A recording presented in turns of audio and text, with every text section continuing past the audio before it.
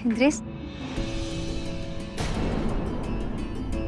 माफ करना, कुछ सोच रहे थे। कोई बात नहीं। अच्छा, वो संतोषी दी से बात हुई तुम्हारी? नहीं, 2-3 बार हमने फोन किया था उनको, पर उठाया नहीं। शायद वो घर पर नहीं है। इंद्रेश, उदास काहे हो रहे हो? जब संतोषी दीदी आएंगी तब हम मिल लेंगे उनसे। अभी चलो संतोषी माँ की आरती करते हैं, उससे मन को भी शांति मिलेगी और थोड़ी हिम्मत भी मिलेगी। चल।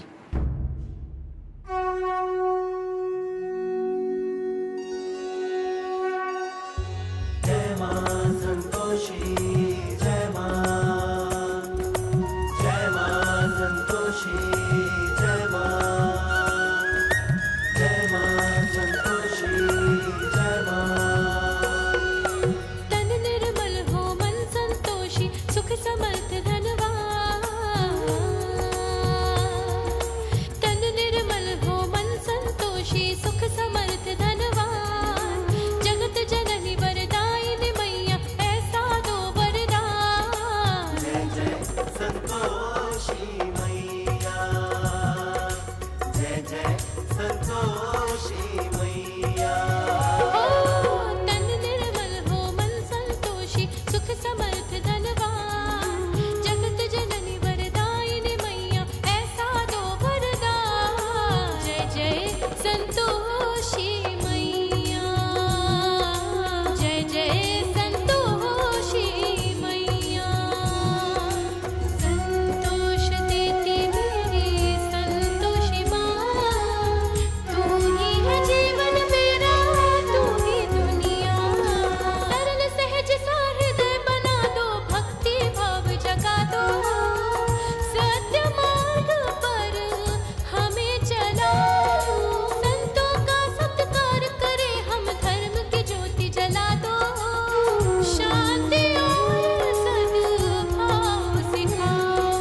सरल सहज सा हृदय बना दो, भक्ति भाव जगा दो। संतों का सत्कार करें, हम धर्म की ज्योति जला दो। माँ संतोषी की महिमा से मूर्ख बने सुजान। सुखी रहे इंसान सभी, सब सुखी रहे इंसान। संतोषी मैया, जय जय संतोषी मैया। गुरुदेव, देखिए हम आपके लिए आपके प्रिय आम लेकर आए हैं।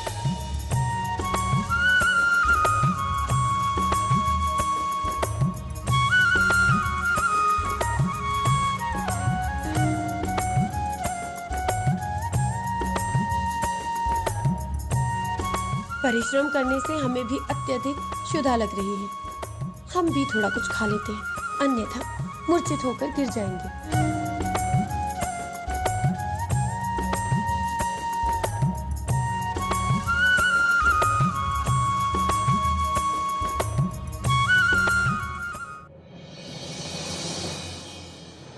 देवी संतोषी ने शिक्षा के लिए पूर्ण रूप से शिष्य का रूप धारण कर लिया है और वहां असुर रानी पोलोमी अपने गुरु की आज्ञा का पालन नहीं कर रही। देवी संतोषी की भक्त की भक्ति भी उनकी ऊर्जा बढ़ा रही है। अपने इष्ट के प्रति भक्ति, श्रद्धा और विश्वास भक्त के प्रेम के चरम को दर्शाता है। जहां भक्ति से मनुष्य तृप्त हो जाता है, वहीं उसका आराध्य उसकी भक्ति से गरिमा और तेज प्राप्त करता है। गुरुदेव, क्या आपको भोजन कर आनंद प्राप्त हुआ?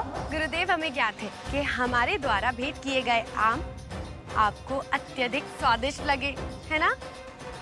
हम आप दोनों से ही प्रसन्न हुए।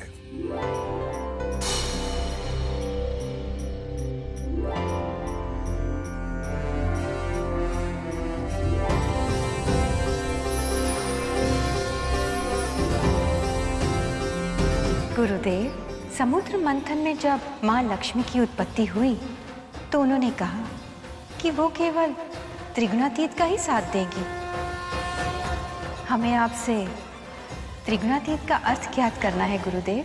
ये कथा है पृथ्वी के निर्माण की और उसके आरंभ की, देवगणों के श्रीहीन होने की। एक बार ऋषि दुर्वासा ने इंद्रदेव के स्वागत में उनको फूलों की माला भेंट की, परंतु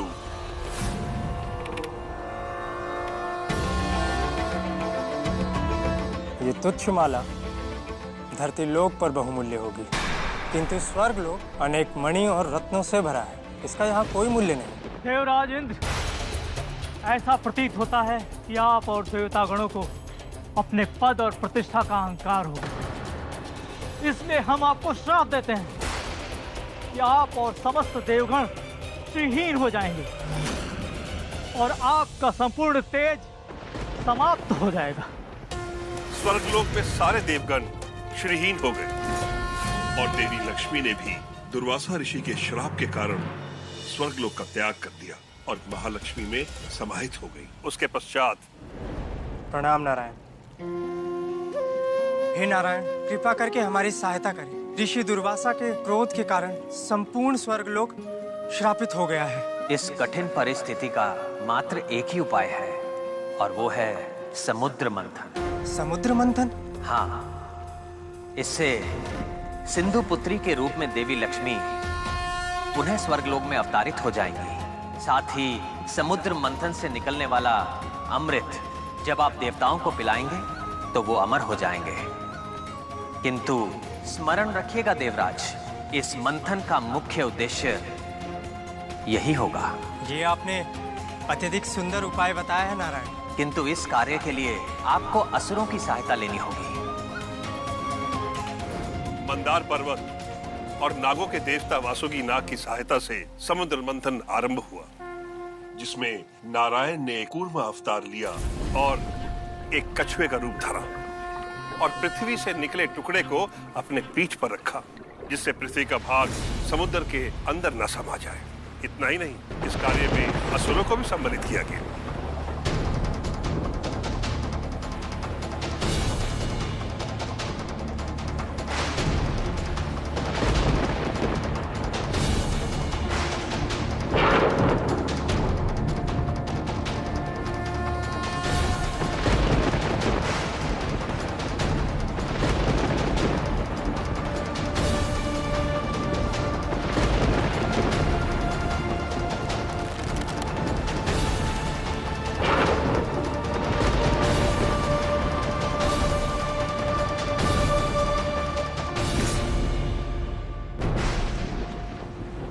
समुद्र मंथन से सर्वप्रथम विष की प्राप्ति हुई है।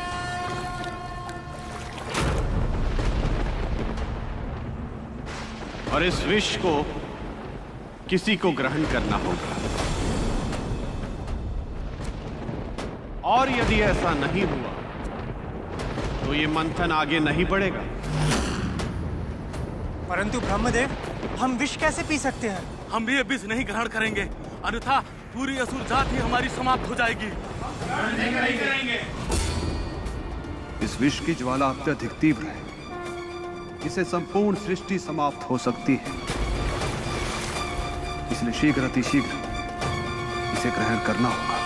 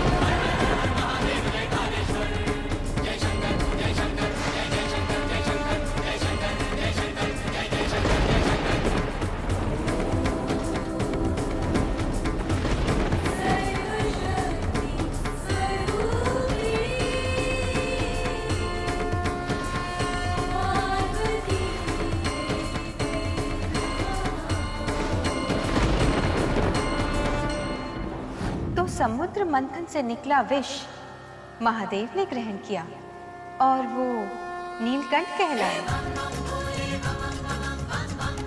उसके पश्चात कामधेनु गाय की उत्पत्ति हुई।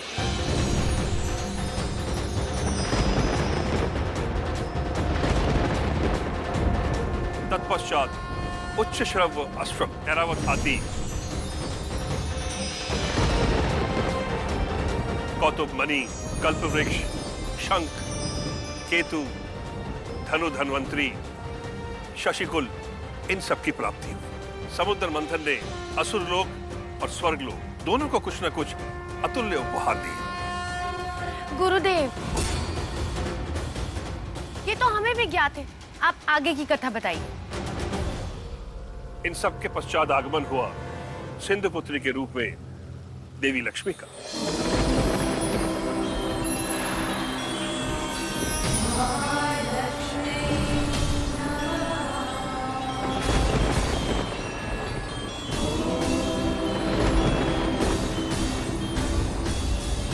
देवी लक्ष्मी, कृपा करके आप हमारे साथ चलें। नहीं देवी, आप असुरों की तरफ से प्रकट हुई हैं, तो आपको हमारे साथ ही चलना होगा।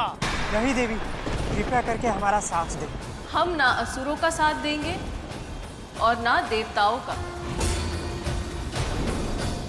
हम केवल त्रिगुणातीत का साथ देंगे। देवी लक्ष्मी का सौंदर्य और तेज अद्भुत था, जिसे देखकर समस्त असुरगण और देवगण मंत्रमुग्ध हो गए। किंतु क्या महालक्ष्मी त्रिगुणातीत का साथ ही देना चाहती थी? देवी संतोषी, आप अपनी जिज्ञासा का प्रदर्शन बाद में कीजिएगा।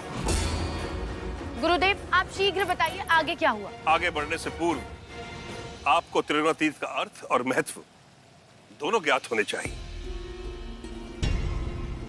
सृष्टि की रचना के आधार हैं 3 गुण, रजोगुण, तमोगुण और सतोगुण।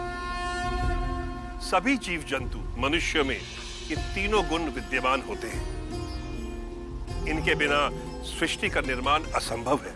किंतु जो भी इन 3 गुणों से ऊपर है, अर्थात जो भी इन 3 गुणों से परे है, वही है त्रिगुणातीत।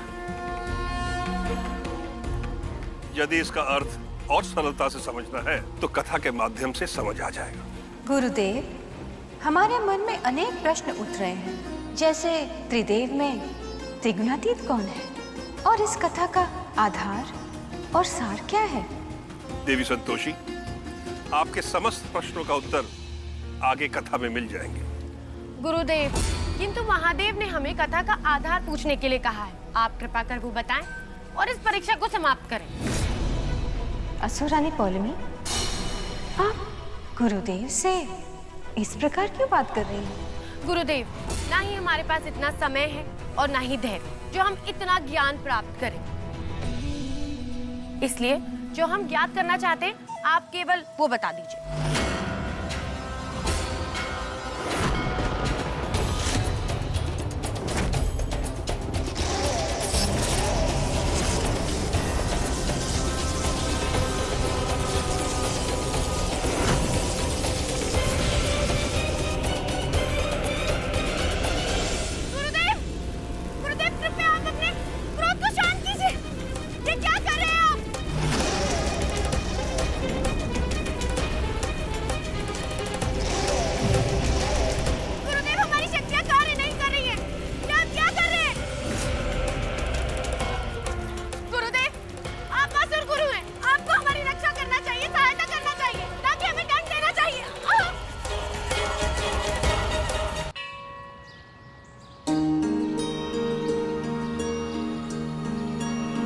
संतोषी दीदी घर पर तो नहीं थी, पक्का मंदिर में ही आई हूँ।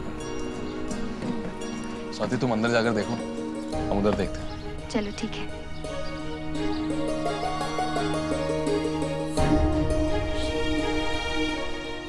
जय संतोषी माँ।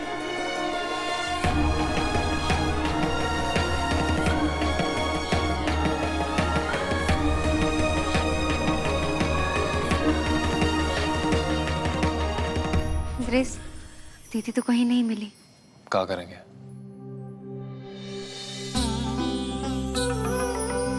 नमस्ते पंडित जी। प्रणाम। प्रणाम पंडित जी।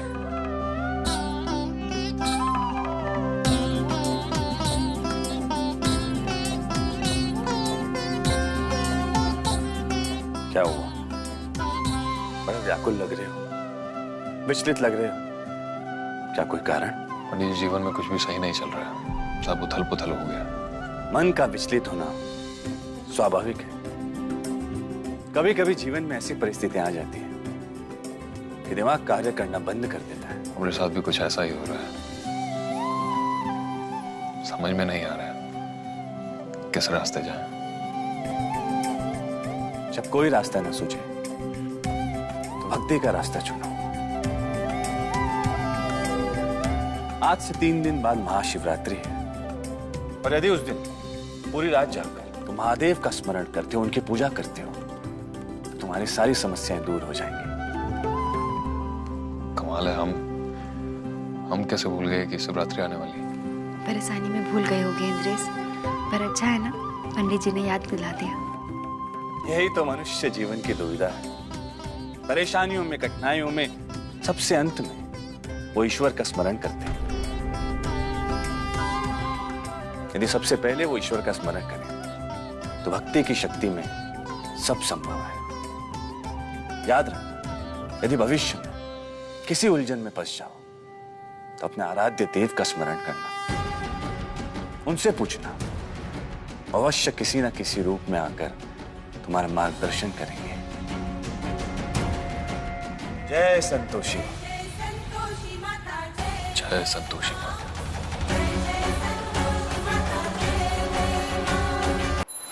नारायण नारायण। प्रणाम माते। प्रणाम गुरुदेव। असुर रानी पौलमी, आप वहां क्या कर रही हैं? आपको तो ज्ञान था ना कि ये गुरु शुक्राचार्य की पाठशाला है, जहाँ ज्ञान प्राप्त करने के लिए एक शिष्य के भांति आचरण करना होता है, किंतु उसके पश्चात भी आप भूल गई। अब जब भूली है तो आपको तो उसका दंड अवश्य मिलेगा ना। यदि आप चाहे तो हम गुरु शुक्राचार्य से शांत हो जाइए। हमें हमारी शक्तियां पुनः प्राप्त होने दीजिए, उसके पश्चात हम आपको उत्तर देंगे। अवश्य असुर रानी पौलमी, हम सज्ज हैं। गुरुदेव, कृपा कर असुरानी पौलमी को क्षमा करें और हमें आगे की कथा बताएं।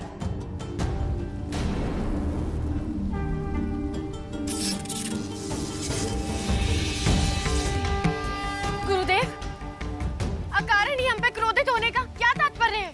ज्ञान का अपमान हमें किसी भी मूल्य पर स्वीकार नहीं है।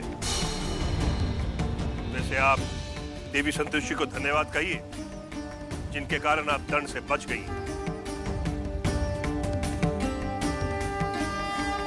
अब यदि एक क्षण के लिए भी आप दोनों ने कथा से अपना ध्यान हटाया, ना तो इस कथा का मर्म आपको ज्ञात होगा, ना ही हम आगे कथा कहेंगे।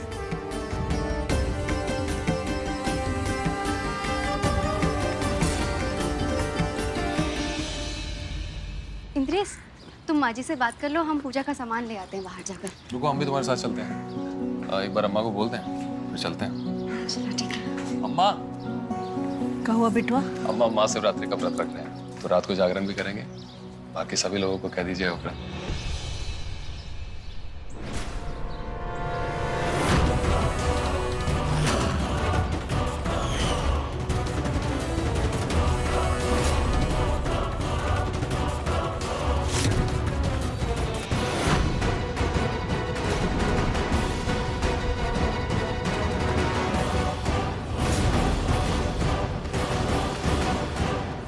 बाबूजी,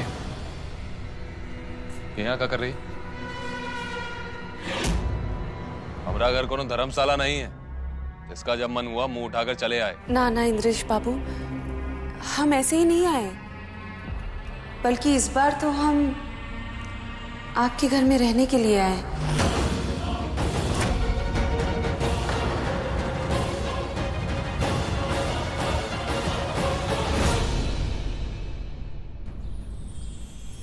माता संतोषी सही अर्थों में एक शिष्य की भूमिका निभा रही है। एक शिष्य की भांति ही उनमें वही उत्साह, उल्लास, उमंग, समर्पण और जिज्ञासा है। उन्होंने पूर्ण रूप से अपने आप को गुरुदेव को समर्पित कर दिया है। हम यही प्रार्थना करते हैं, यही आशा करते हैं कि ये परीक्षा माता संतोषी उत्तीर्ण हो, विजयी हो, ताकि वो अपनी परम भक्त पुत्री स्वाति को सदैव आशीर्वाद दे सके, मनचाहा वरदान दे सके, उसकी रक्षा कर सके। नारायण नारायण।